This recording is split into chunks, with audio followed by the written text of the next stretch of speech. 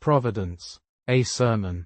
Delivered on Sabbath morning, April 11, 1858, by the Reverend C. H. Spurgeon, at the Music Hall, Royal Surrey Gardens. But the very hairs of your head are all numbered. Matthew chapter 10 verse 30.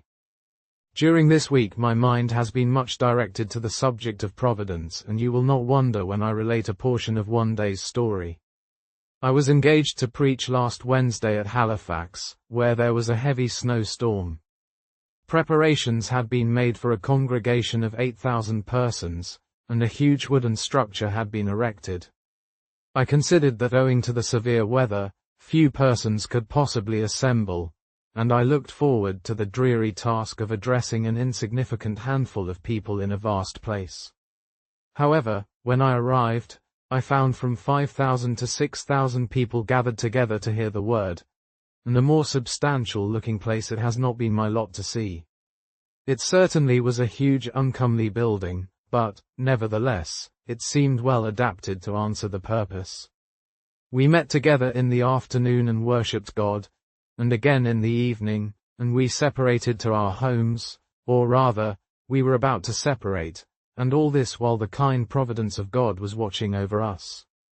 Immediately in front of me there was a huge gallery, which looked an exceedingly massive structure, capable of holding 2,000 persons. This, in the afternoon, was crowded, and it seemed to stand as firm as a rock. Again in the evening there it stood, and neither moved nor shook. But mark the provident hand of God.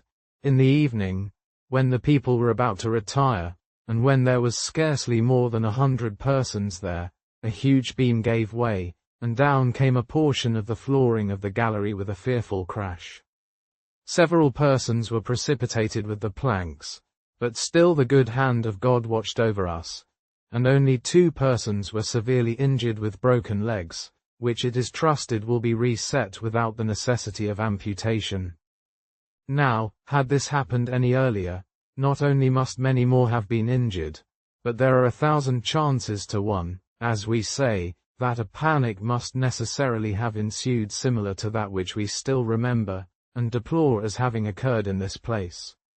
Had such a thing occurred, and had I been the unhappy preacher on the occasion, I feel certain that I should never have been able to occupy the pulpit again. Such was the effect of the first calamity, that I marvel that I ever survived. No human tongue can possibly tell what I experienced. The Lord, however, graciously preserved us. The fewness of the people in the gallery prevented any such catastrophe, and thus a most fearful accident was averted. But we have a more marvelous providence still to record. Overloaded by the immense weight of snow which fell upon it, and beaten by a heavy wind, the entire building fell with an enormous crash 3 hours after we had left it, splitting the huge timbers into shivers, and rendering very much of the material utterly useless for any future building. Now mark this, had the snow begun 3 hours earlier, the building must have fallen upon us, and how few of us would have escaped we cannot guess. But mark another thing, all day long it thawed so fast, that the snow as it fell seemed to leave a mass, not of white snow, but of snow and water together.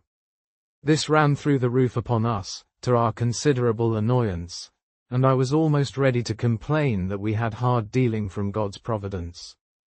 But if it had been a frost instead of a thaw, you can easily perceive that the place must have fallen several hours beforehand, and then your minister, and the greater part of his congregation, would probably have been in the other world. Some there may be who deny providence altogether. I cannot conceive that there were any partakers of the scene who could have done so. This I know, if I had been an unbeliever to this day in the doctrine of the supervision and wise care of God, I must have been a believer in it at this hour. Oh, magnify the Lord with me, and let us exalt his name together. He hath been very gracious unto us, and remembered us for good.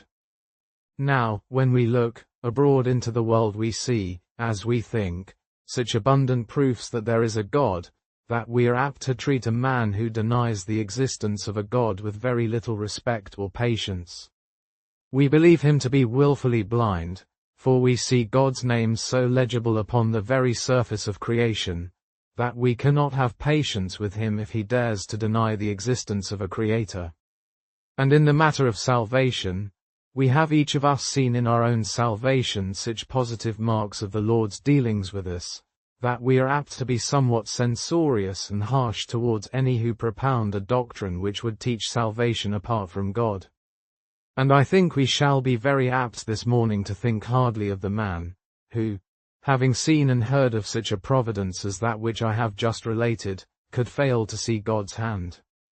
It seems to me that the hand of God in providence is as clear as in creation, and whilst I am sure that if saved at all I must be saved by God, I feel equally certain that every matter which concerns all of us in daily life, bears upon itself the evident trace of being the handiwork of Jehovah, our God. We must, if we would be true believers in God, and would avoid all atheism, give unto him the kingship in the three kingdoms of creation, grace, and providence. It is in the last, however, that I think we are the most apt to forget him. We may easily see God in creation if we be at all enlightened, and if saved, we cannot avoid confessing that salvation is of the Lord alone.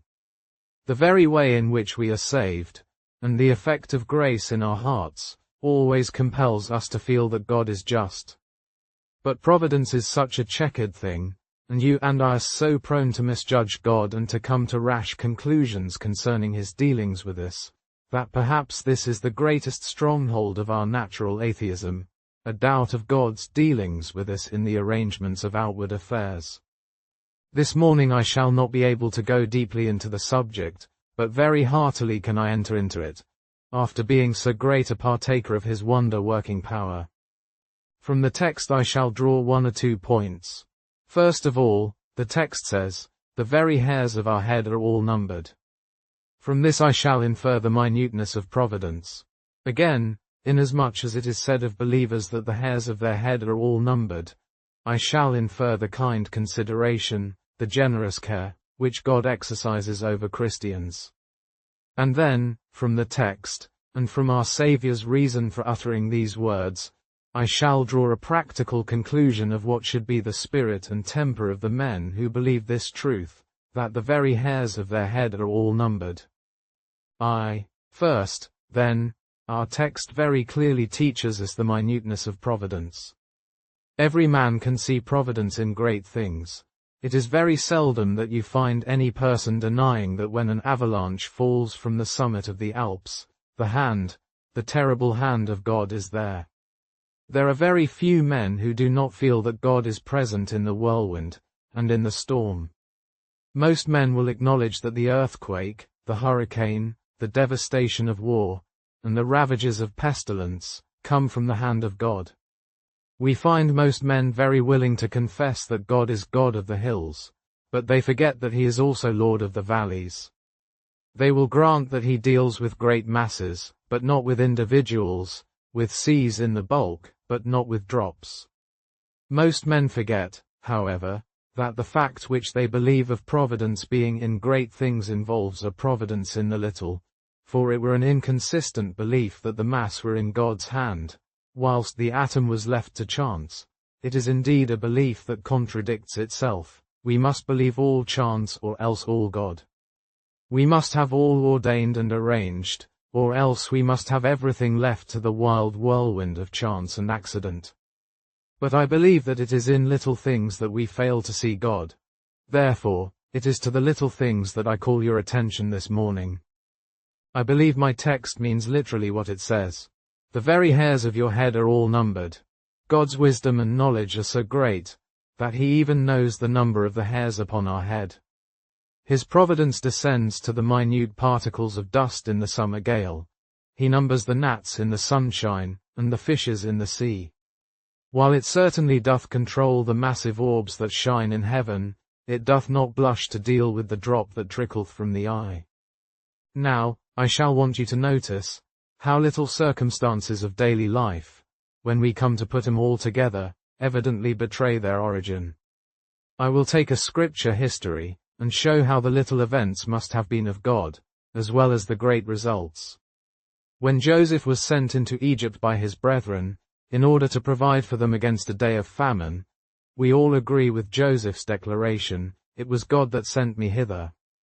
But now, if we notice each of the little ways through which this great result was brought to pass, we shall see God in each of them. One day, Joseph's brethren are gone out with the sheep. Jacob wants to send to them. Why does he send Joseph? He was his darling son, he loved him better than all his brethren. Why does he send him away? He sends him, however. Then why should it have happened at that particular time, that Jacob should want to send at all? However, he did want to send, and he did send Joseph. A mere accident, you will say, but quite necessary as the basement of the structure. Joseph goes. His brethren are in want of pasture, and therefore leave Shechem, where Joseph expected to find them, and journey on to Dothan. Why go to Dothan? Was not the whole land before them? However, Joseph goes there. He arrives at Dothan just when they are thinking of him and his dreams, and they put him into a pit. As they are about to eat bread, some Ishmaelites came by. Why did they come there at all? Why did they come at that particular time? Why were they going to Egypt? Why might they not have been going any other way? Why was it that the Ishmaelites wanted to buy slaves? Why might they not have been trading in some other commodity? However, Joseph is sold, but he is not disposed of on the road to Egypt, he is taken to the land. Why is it that Potiphar is to buy him? Why is it that Potiphar has a wife, at all? Why is it again, that Potiphar's wife should be so full of lust? Why should Joseph get into prison? How is it that the baker and the butler should offend their master? All chance, as the world has it, but every link necessary to make the chain. They do both offend their master, they are both put into prison. How is it that they both dream? How is it that Joseph interprets the dreams? How is it that the butler forgets him? Why, just because if he had recollected him, it would have spoiled it all. Why is it Pharaoh dreams? How can dreams be under the arrangement of God's providence? However, Pharaoh does dream. The butler then thinks of Joseph. Joseph is brought out of prison and taken before Pharaoh. But take away any of those simple circumstances, break any one of the links of the chain, and the whole of the design is scattered to the winds. You cannot get the machine to work. If any of the minute cogs of the wheels are taken away, everything is disarranged. I think it seems very clear to any man who will dissect not only that, but any other history he likes to fix upon, that there must be a God in the little accidents and dealings of daily life, as well as in the great results that tell upon the page of history, and are recounted in our songs. God is to be seen in little things. We will now notice in the minutiae of Providence, how punctual Providence always is. You will never wonder more at Providence, than when you consider how well God keeps time with himself. To return to our history, how is it that the Ishmaelites should come by just at the time? How many thousand chances there were that their journey might have been taken just before? There certainly was no special train to call at that station at that particular time, so that Joseph's brethren might arrange to go and call him. No such thing, and yet if there had been all this arrangement, it could not have happened better. You know, Reuben intended to fetch Joseph out of the pit half an hour later, and the child was not. God had these Ishmaelites ready. You do not know how he may have sped them on their journey, or delayed them, so as to bring him on the spot punctually at the identical moment. To give another instance, there was a poor woman whose son had been raised from the dead by Elisha. She, however, had left her country at the time of famine, and had lost her estate. She wanted to get it back. God determined that she should have it. How was it to be done? The king sends for Gazi, the servant of Elisha, and he talks to him. He tells him one instance about a woman who had had a child raised from the dead. How strange! In comes the woman herself. My lord, this is the woman. She comes to obtain her suit. Her desire is granted, just because at the very moment the king's mind is interested concerning her. All chance, was it not? Nothing but chance, so fools say, but those who read Bibles, and those who have judgment, say there is something more than chance in such a coalition of circumstances. It could not be a mere coincidence, as men sometimes say. There must be God here, for it is harder to think that there is not God than that there is.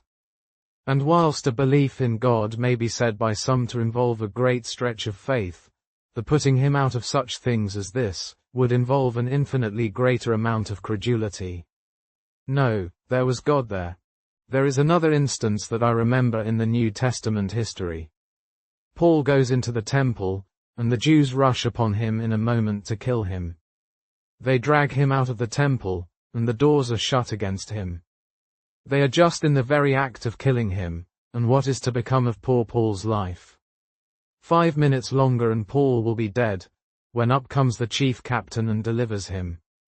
How was it that the chief captain knew of it? Very probably some young man of the crowd who knew Paul and loved him, ran to tell him. But why was it that the chief captain was at home? How was it that the ruler was able to come on a moment's emergency? How was it that he did come at all?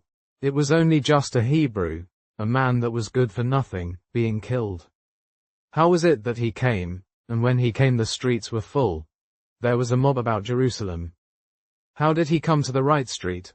How did he come at the exact hick of time? Say, it is all chance.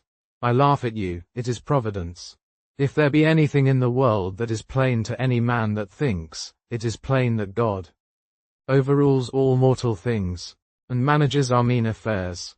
But mark, that the running of the youth, and his arrival at the precise time, and the coming of the chief governor at the precise time, just proved the punctuality of divine providence.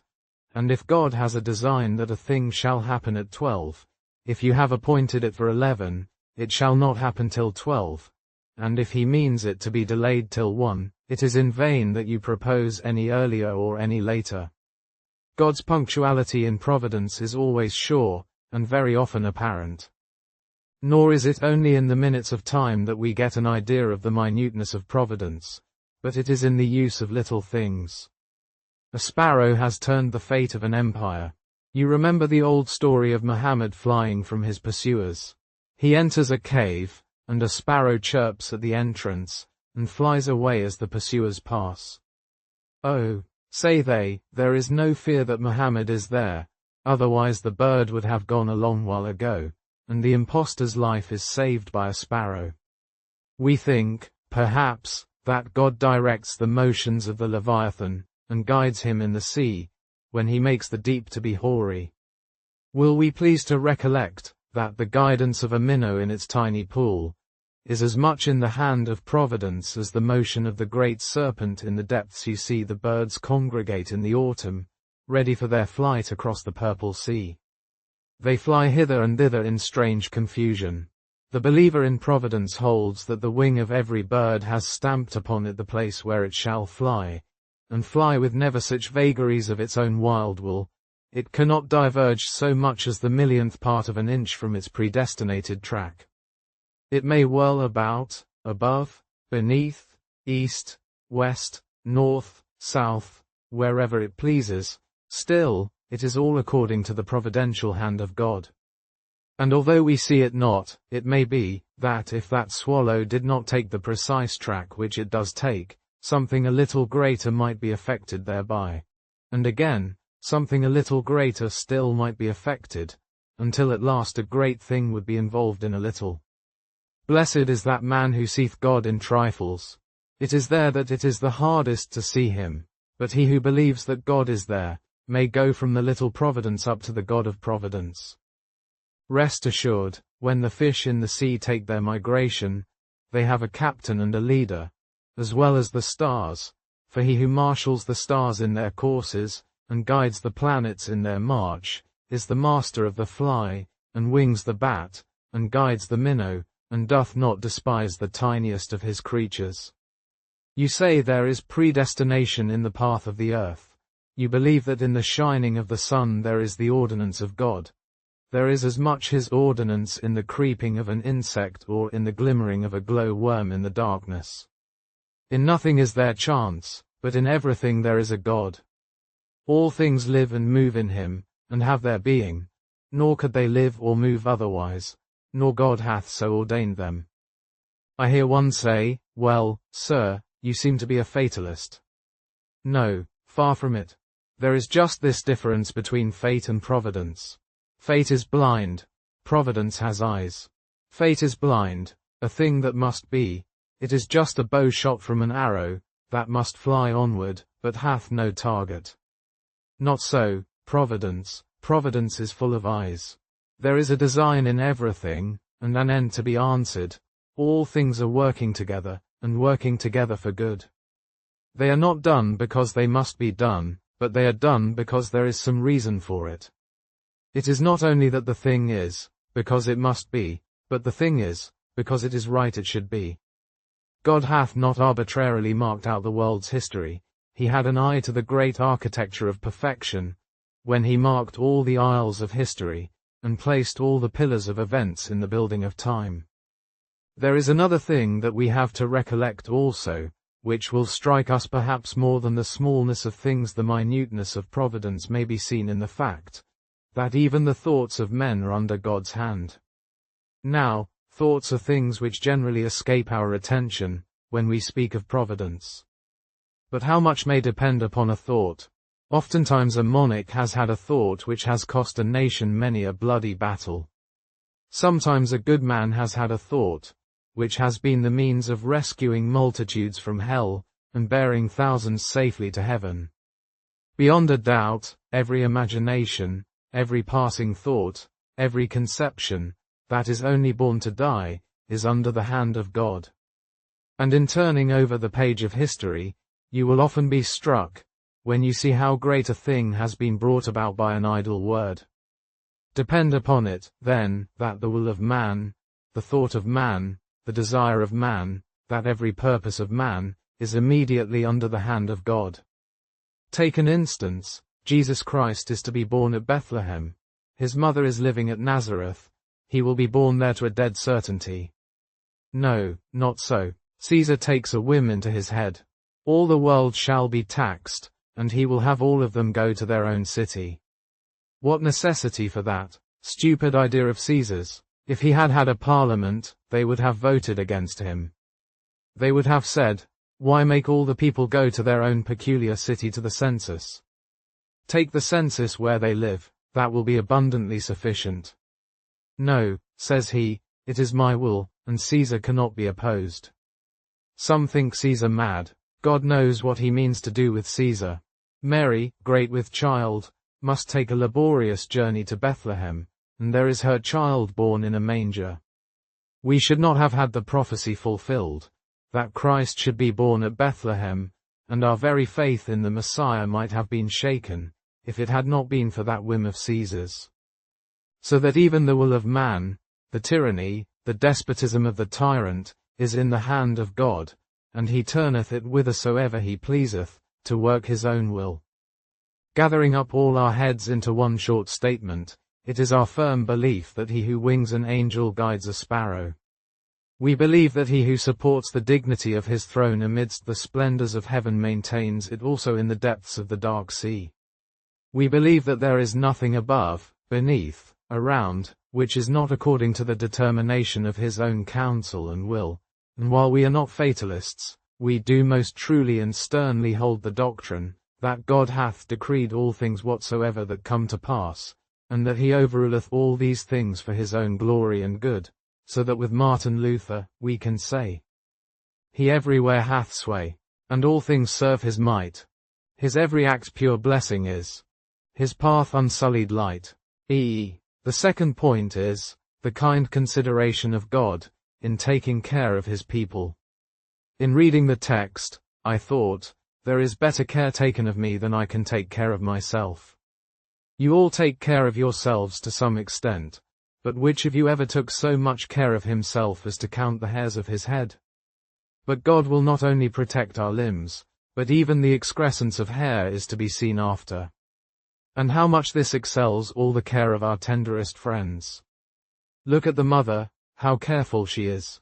If her child has a little cough, she notices it, the slightest weakness is sure to be observed. She has watched all its motions anxiously, to see whether it walked right, whether all its limbs were sound, and whether it had the use of all its powers in perfection. but she has never thought of numbering the hairs of her child's head, and the absence of one or two of them would give her no great concern. But our God is more careful of us, even than a mother with her child, so careful that he numbers the hairs of our head. How safe are we, then, beneath the hand of God? However, leaving the figure, let us again notice the kind, guardian care, which God exerts over his people in the way of providence. I have often been struck with the providence of God, in keeping his people alive before they were converted. How many are there here who would have been in hell at this hour, if some special providence had not kept them alive till the time of their conversion? I remember mentioning this in company, and almost every person in the room had some miracle to tell, concerning his own deliverance before conversion. One gentleman, I remember, was a sporting man, who afterwards became an eminent Christian. He told me that a little time before his conversion he was shooting, and his gun burst in 4 pieces, which stood upright in the earth as near as possible in the exact form of a square, having been driven nearly a foot into the ground, while he stood there unharmed and quite safe, having scarcely felt the shock. I was noticing in Hervey's works, one day, a very pretty thought on this subject. He says, 2 persons who had been hunting together in the day, slept together the following night. One of them was renewing the pursuit in his dream, and, having run the whole circle of the chase, came at last to the fall of the stag. Upon this he cries out with a determined ardor, "I'll kill him, I'll kill him," and immediately feels for the knife which he carried in his pocket. His companion happening to awake, and observing what passed, leaped from the bed.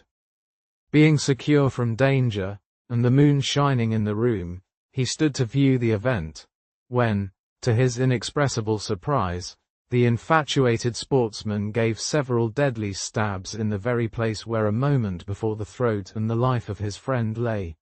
This I mention, as a proof, that nothing hinders us, even from being assassins of others, or murderers of ourselves, amidst the mad sallies of sleep, only the preventing care of our Heavenly Father. How wonderful the providence of God with regard to Christian people, in keeping them out of temptation. I have often noticed this fact, and I believe you are able to confirm it, that there are times when if a temptation should come you would be overtaken by it, but the temptation does not come. And at other times, when the temptation comes, you have supernatural strength to resist it. Yes, the best Christian in the world will tell you, that such is still the strength of his lust, that there are moments when if the object were presented to him, he would certainly fall into the commission of a foul sin, but then the object is not there, or there is no opportunity of committing the sin. At another time, when we are called to go through a burning fiery furnace of temptation, we have no desire towards the peculiar sin, in fact we feel an aversion to it, or are even incapable of it. Strange it is, but many a man's character has been saved by providence. The best man that ever lived, little knows how much he owes for preservation to the providence as well as to the grace of God. How marvelously too has providence arranged all our places. I cannot but recur to my own personal history, for, after all, we are obliged to speak more of what we know of ourselves as matters of facts than of others. I shall always regard the fact of my being here today as a remarkable instance of providence. I should not have occupied this hall probably, and been blessed of God in preaching to multitudes if it had not been for what I considered an untoward accident. I should have been at this time studying in college, instead of preaching here, but for a singular circumstance which happened.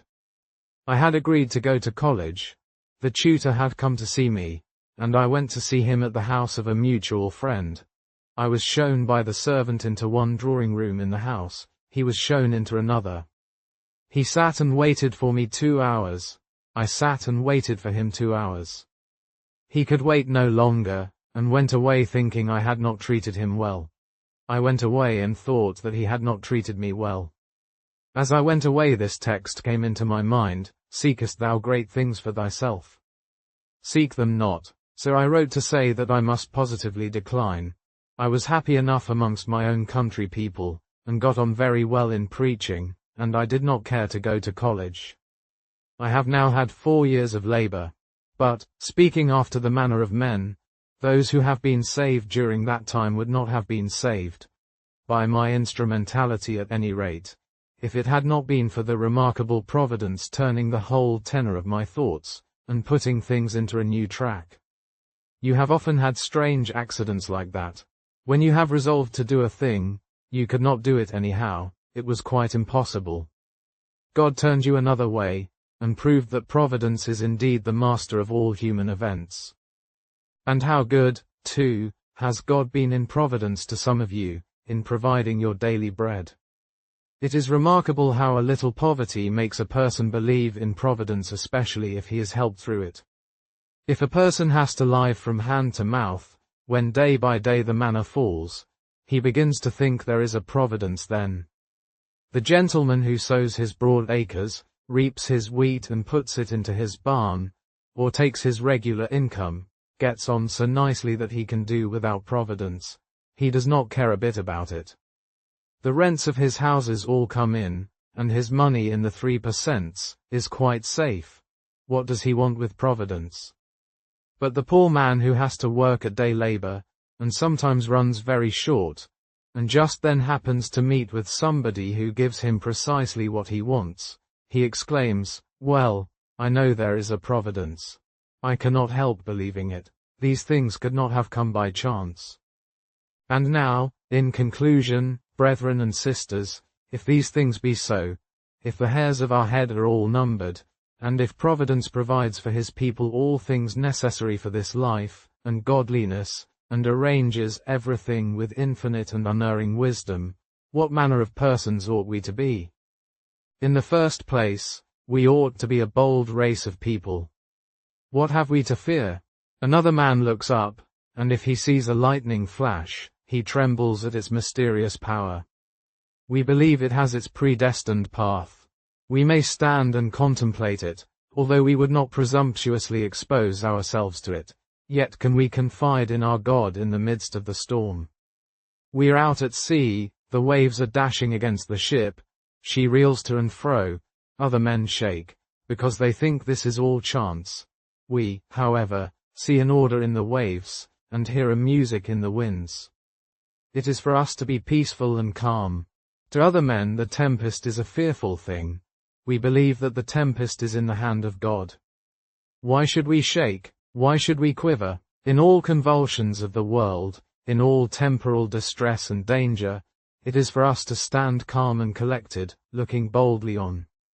Our confidence should be very much the same, in comparison with the man who is not a believer in Providence, as the confidence of some learned surgeon, who, when he is going through an operation, sees something very marvelous, but yet never shudders at it, while the ignorant peasant, who has never seen anything so wonderful, is alarmed and fearful, and even thinks that evil spirits are at work.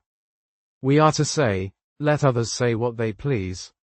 I know God is here, and I am his child, and this is all working for my good.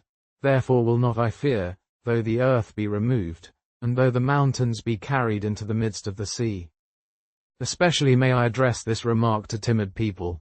There are some of you who are frightened at every little thing.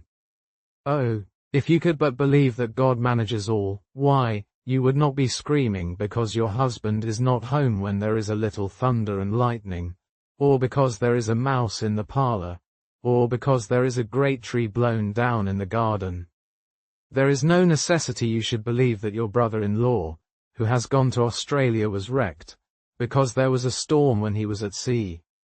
There is no need for you to imagine that your son in the army was necessarily killed, because he happened to be before Lucknow, or, if you think the thing necessary, still, as a believer in God's providence, you should just stand and say that God has done it, and it is yours to resign all things into his hands. And I may say to those of you also who have been bereaved, if you believe in providence you may grieve, but your grief must not be excessive. I remember at a funeral of a friend hearing a pretty parable which I have told before, and will tell again. There was much weeping on account of the loss of a loved one, and the minister put it thus.